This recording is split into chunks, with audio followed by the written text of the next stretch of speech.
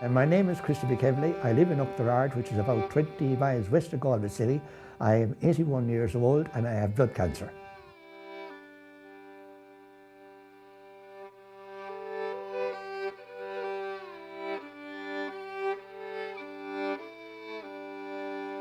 My trouble started in January when I wanted to take my old vintage Land Rover for a run.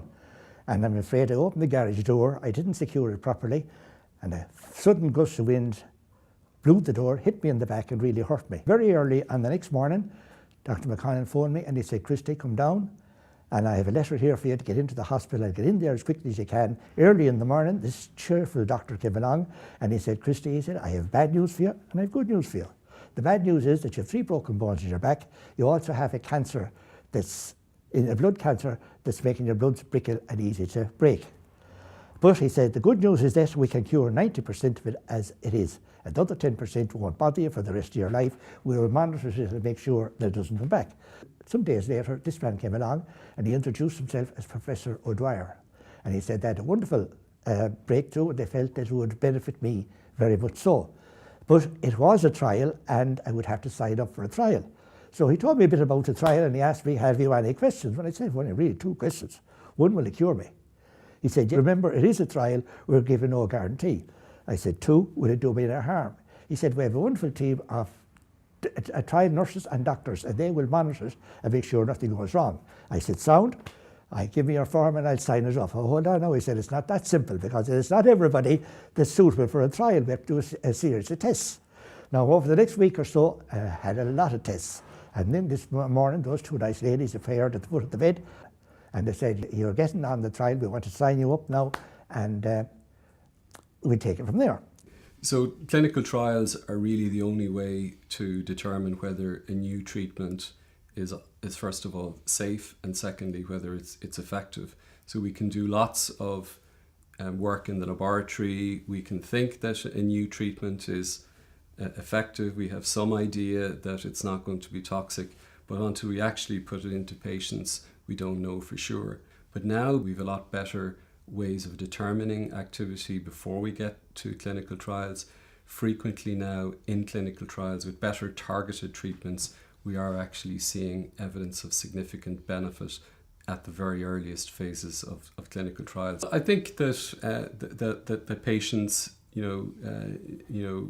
need to realize that our motivation in putting them on clinical trials is not to use them as guinea pigs, but to try and provide them with the best treatment options that are available. And of course, in the course of a clinical trial, patients are very, very carefully monitored. If we see that they're not responding as well as we would like or that their disease is starting to get worse, well then of course we take them off the particular treatment and put them onto something different.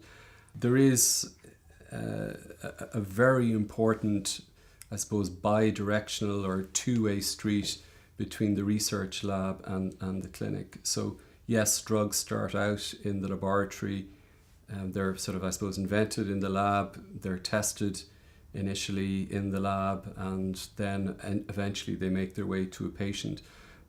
But sometimes, when a trial is being done, we learn important lessons from how the patient responds to that particular drug that we can then bring back to the laboratory to help refine that treatment further. And so it's a constant sort of two-way process. And I'm happy to say that here in Galway that we are actively involved in that type of so-called bench to bedside and bedside back to bench research that we call translational research. As the weeks were passing, I was feeling an awful lot better. I was getting stronger. I could sleep without painkillers or sleeping tablets, and I could drive in safety. That was a great blessing. After 10 months, the doctors told me in October that 90% of my cancer was cured, and they'd work on the other 10%, and they'd monitor it and see what they could do about it. So what I say to you is this: if you are lucky enough to be offered a trial, grab it again with both hands and thank your God. I know I prayed an awful lot to Our Lady of Block in the last year, a lot more than I did for the last years, for the last 8 years of my life. So what I say to you is the truth, and I hope I've helped you.